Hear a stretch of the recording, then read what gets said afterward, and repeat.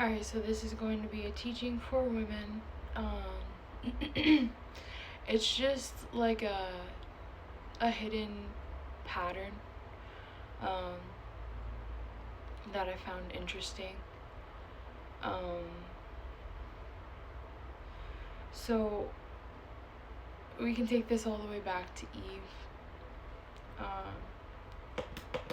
She, after she was beguiled, which I also find that word interesting, by the serpent, she then takes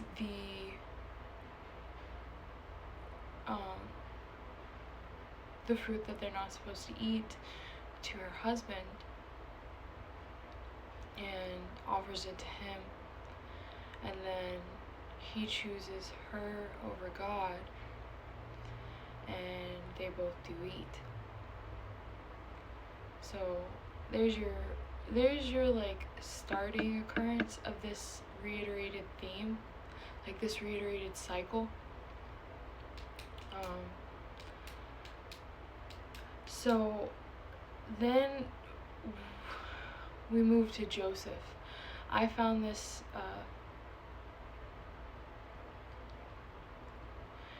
very interesting, is all I want to say.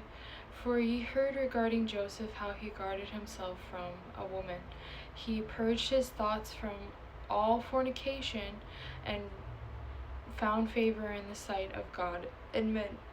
Then the Egyptian woman did many things unto him, and summoned magicians, and offered him love potions, but the purpose of his soul admitted no evil desire. Therefore the God of your fathers delivered him from every evil and hidden death. For if fornication overcomes not your mind, neither can Belair overcome you. For evil are women, my children, since they have. And then you go into 2 Kings, like I was reading 19, but it starts around there.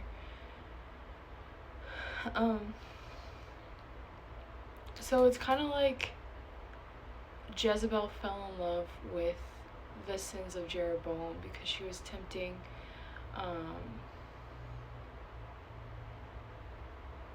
Ahab with idolatry and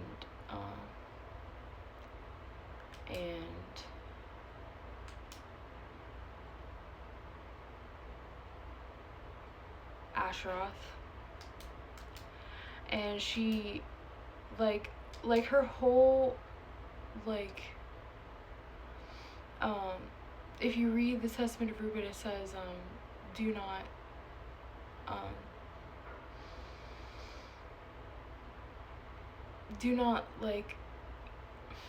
I wish I wrote it down, but do not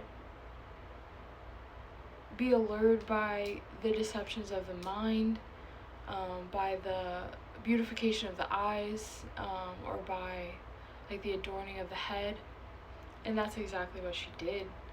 It's like these women, they betwixt these men,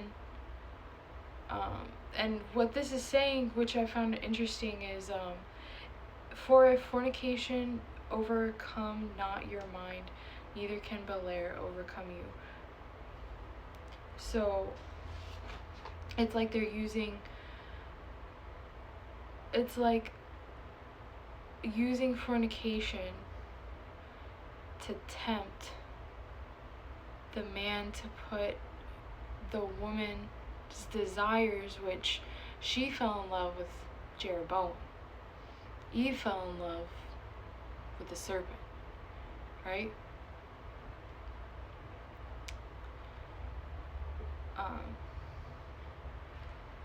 To put that over Jehovah, and then have the gall to say,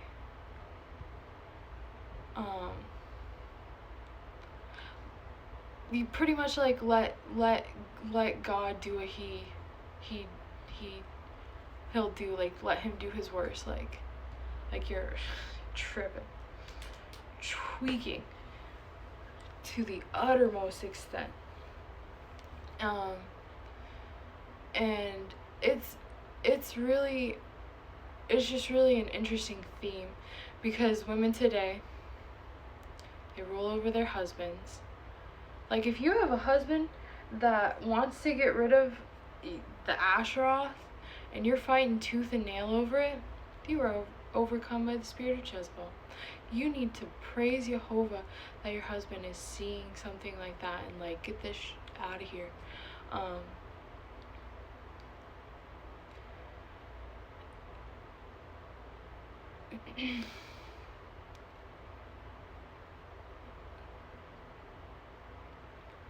Yeah, it's just a reiterated theme. The cycle that just seems to bring about idolatry. And then I'm gonna hold on. Okay, this is in Ecclesiastes. Which yet my soul seeketh, but I find not. One man, and then there's a semicolon. So one man among all those, but a woman have I not found. So pretty much saying, like, men are definitely more righteous than women. Women are the weaker vessels. They're more overtaken by the spirit of fornication, which is just interesting, because that's what it says, right? The weaker vessel. So, like, would it be, I don't want to get presumptuous, but it's just, the cycle is very, very interesting that these things happening. Women, you do these things to deceive these men. You tempt your husbands into doing Asheroth, idolatry. Like I've went over it in the other videos, so if you want more in depth, you need to search these things out. You will be responsible for the death of your husband and the death of your children. And it's just funny because he always leaves. It's not funny.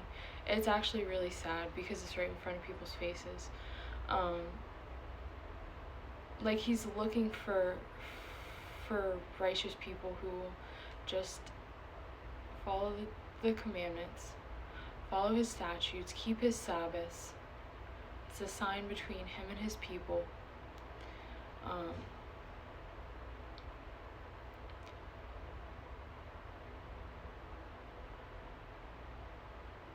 It was never supposed to be like this. If women would just learn their place, there would be a lot less falling of men. If women would just stop tweaking and deceiving the minds, maybe they wouldn't be set aside for eternal destruction, eternal punishment, eternal... Dude, like, the cycle is gross.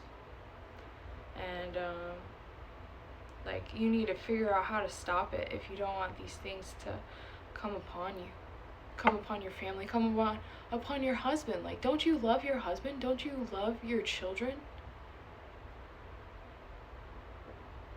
But you want to fight tooth and nail to keep Nimrod's penis in your home and have your kids and husbands bow down to it? Like, that's gay, bro. That leads to unseemliness, bro.